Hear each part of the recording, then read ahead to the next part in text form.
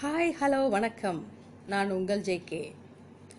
துயில் பாட்காஸ்டுக்கு உங்களை அன்புடன் வரவேற்கிறேன்.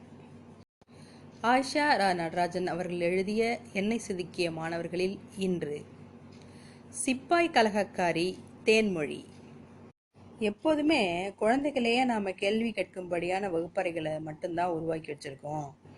ஆனால் அறிவான கேள்விகளை கேட்குறதுக்கு குழந்தைகளை பயிற்றுவிக்கும் வகுப்பறை தான் நமக்கு தேவைன்னு ஜே. கிருஷ்ணமூர்த்தி அவர்கள் சொல்கிறார்.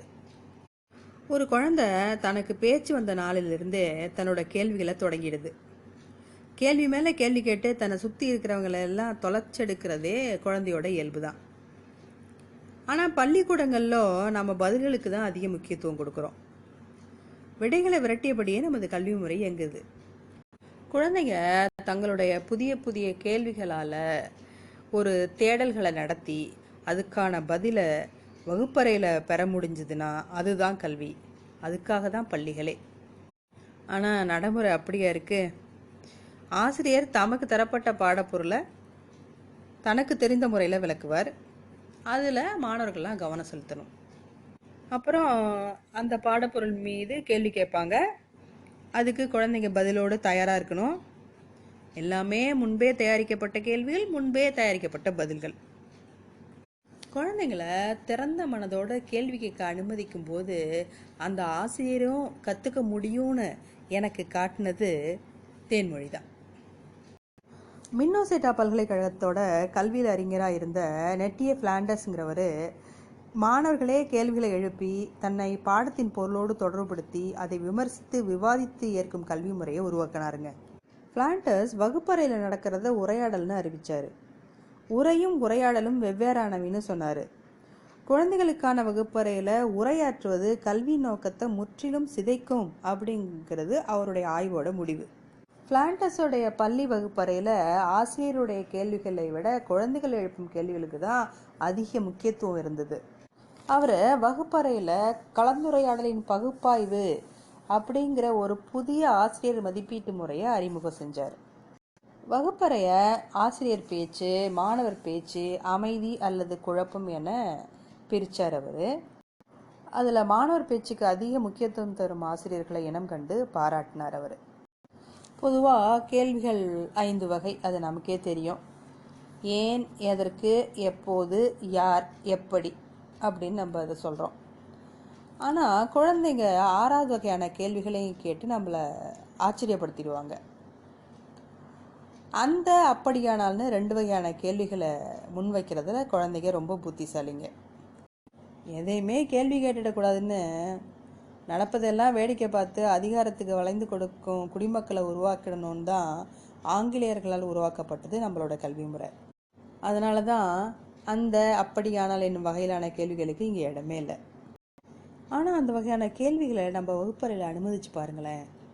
பல நூற்றாண்டுகளாக நாம் மௌனமாக எந்த கேள்வியும் கேட்காம ஏற்றுக்கிட்ட பல பொய்களை குழந்தைங்க எப்படி உடைத்தெறிகிறாங்க அப்படிங்கிறத எனக்கு காட்டியவர் தேன்மொழி. 9ஆம் வகுப்பு மாணவியாக தான் எனக்கு தேன்மொழி அறிமுகம் ஆகிறாங்க. அவருக்கு வாயாடி, முந்திரிக்கோட்டை, கொடுக்குன்னு பல பட்டங்கள் இருந்துச்சு.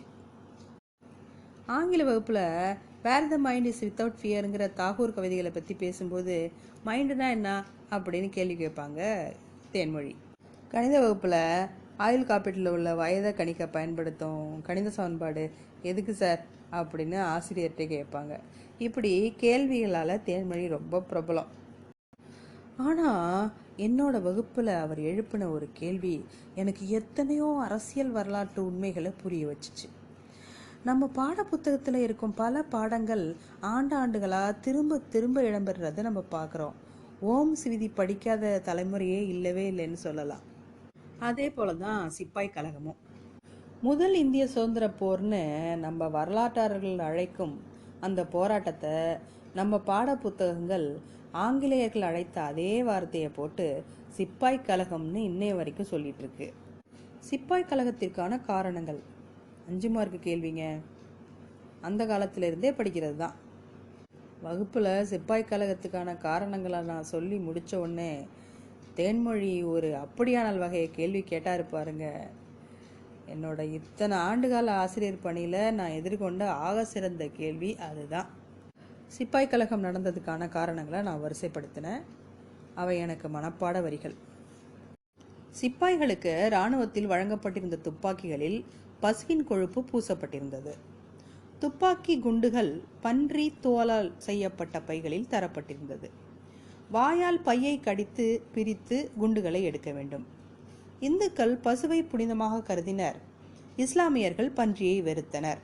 இதனால் சிப்பாய்களிடையே மனக்கசப்பு ஏற்பட்டது அப்படின்னு வழக்கம் போல மடமடன்னு என்னோட மனப்பாட அறிவை ஒப்பிச்சங்க.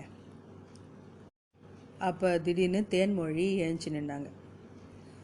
சார், அப்படின்னா அந்த சிப்பாய் கழகத்தின் போது சிப்பாய்கள்லாம் போர் புரிய எந்த துப்பாக்கியை சார் பயன்படுத்தினாங்க? போரில் பல ஆங்கிலேயர்கள் இறந்ததா சொல்கிறீங்க. சிப்பாய்களுக்கு துப்பாக்கிகள் வானத்திலிருந்தா வந்துச்சு அப்படின்னு கேட்டார். நான் 10ஆம் வகுப்பு படிக்கும்போது இதையே படித்து தேர்வுக்கு எழுதிய போதெல்லாம் இதை பற்றி எந்த கேள்வியும் கேட்டதில்லை. ஏன் நம்மள பல பேர் கூட இந்த பாடப்புத்தகத்தில் கொடுத்துருக்கிறதெல்லாம் அச்சியசலான உண்மைன்னு தானே இப்போ வரைக்கும் நினச்சிட்ருக்கோம். இன்னைக்கு வரைக்கும் தொடர்ற இந்த பசுவதை அரசியலினுடைய விஷ விதை எங்கே துவப்பட்டிருக்கு அப்படிங்கிறத தேன்மொழி எழுப்பிய இந்த கேள்வி விளக்குச்சு அப்படிங்கிறது உங்களால் புரிஞ்சுக்க முடியுதா? அன்னைக்கு தேன்மொழி கேட்ட கேள்விக்கு என்கிட்ட பதில் இல்லைங்க. குழந்தைங்க கேட்குற எல்லா கேள்விகளுக்கும் பதில் தரணுங்கிற அவசியம் ஆசிரியர்களுக்கு இல்லை. குழந்தைகளோட சில கேள்விகளுக்கு நாமும் சேர்ந்து விடையை தேட வேண்டிய அளவுக்கு முக்கியத்துவம் வாய்ந்தவை அந்த கேள்விகள்னு எனக்கு தேன்மொழி புரிய வச்சுட்டாங்க.